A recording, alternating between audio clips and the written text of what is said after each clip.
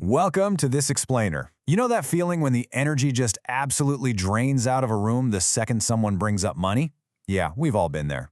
Today, we're diving into some fantastic insights from Ledger app on how to completely transform those budget conversations. We're going to look at how to stop these talks from acting like creativity killers and, instead, use them as shaping forces that actually empower your team. Okay, let's just dive right into this. Budget conversations have a reputation for being soul-crushing. Honestly, that is such a validating quote, isn't it? Just picture the typical scenario. Your creative director is pitching this brilliant, expansive idea. Everyone is super excited. And then someone mentions the budget. Immediately, you can feel the energy shift. Ideas get smaller, ambitions shrink, and people literally start self-censoring before anything meaningful even gets proposed. It's a hugely frustrating cycle. But what if the money itself isn't actually the villain here? Well, we really need to make a massive paradigm shift. On one side, we have a team that feels financially micromanaged. On the other, a team that feels financially empowered. And you know what? The difference between these two states rarely comes down to the actual dollars in the bank. The real root of the problem is just poor communication. It's all about how leadership talks about money and how much visibility the team actually has into the numbers. So, to fix this, we're going to cover 5 key areas today. The budget talk problem, providing context, not numbers, involving teams and planning, separating creative and financials, and finally, grounding conversations in reality. All right, part 1, the budget talk problem and exactly why teams start self-censoring. Here is the absolute crucial point. The true killer of creativity is poorly communicated constraints. We so often mistakenly blame the mere presence of a budget for ruining a brainstorm. But as Ledger app points out, money doesn't kill creativity. What shuts down the creative process is leadership's failure to properly frame those financial constraints. Simply put, it's not the budget, it's the framing. Moving on to part 2, provide context, not numbers, and why you need to explain the floor. Imagine walking into a meeting and someone just drops a naked number on you. Hey, we have $5,000 for this campaign. Boom.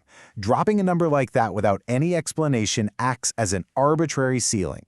It immediately shuts down expansive thinking because, well, it's just a wall you suddenly bumped into. The absolute most common mistake in these conversations is leading with this ceiling without bothering to explain the floor beneath it. But watch what happens when you add just a little bit of reasoning to it. Compare that naked number to this. We have $5K, which is 15% more than last quarter, and here's what we prioritized it for. See the difference? By adding the floor, the real reasoning behind the number, you completely transform that constraint into a thoughtful, intentional decision. It tells your team that they're working within a real financial picture, not just some arbitrary limit made up on the spot. If you take away just one metaphor from this explainer, make it this one. Budget as a wall versus budget as a starting point. A budget without context feels exactly like a wall. It's just a barrier. But a budget with context? That feels like a starting point.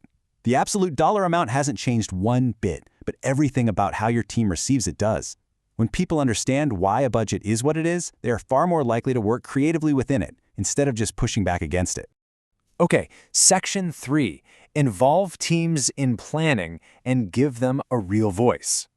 Comply versus commit. There is a massive difference between these two words, right? One of the absolute fastest ways to kill creative ownership is to hand people a budget they had zero input on, and then just demand they work within it. Will they do it? Sure, they'll comply, but they absolutely will not commit. Budgets built in isolation just get executed, but budgets built collaboratively, those are the ones that get championed. Now look, you definitely don't need to open your entire profit and loss statement to the whole company to fix this. Not at all. It's really just about inviting the relevant people into the conversation at the right level.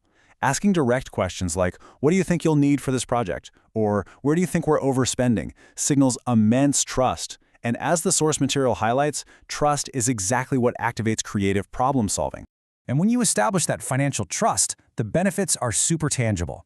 When teams are actually part of the planning, even in a limited way, they feel a real sense of ownership. They're more likely to spend thoughtfully. They'll proactively flag inefficiencies for you. They'll naturally look for ways to do more with less. And ultimately, they take true ownership of the final outcomes because, hey, it's their plan too. Let's look at section 4, separate creative and financials to manage cognitive load. Here's the thing. Budget and creative expectations really should not be bundled into the exact same conversation because they actually compete with each other. People end up burning valuable cognitive energy trying to calculate cost constraints while simultaneously trying to think expansively. It is incredibly hard to do both at once. So just separate them in 2 steps. Step 1. Let the creative conversation breathe first with a creative brief. Then, step 2.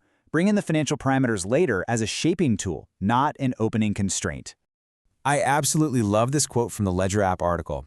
The best work happens when imagination leads and budget follows. Ideas desperately need room to breathe before they need to be practical. When money is the very first thing put on the table, it automatically becomes the loudest thing in the room. Let imagination lead the way and let the budget act as the force that shapes that awesome imagination into reality. Finally, Section 5. Ground conversations in reality and truly know your numbers. All this stuff, separating briefs, providing context, it is practically impossible if you don't actually know your numbers.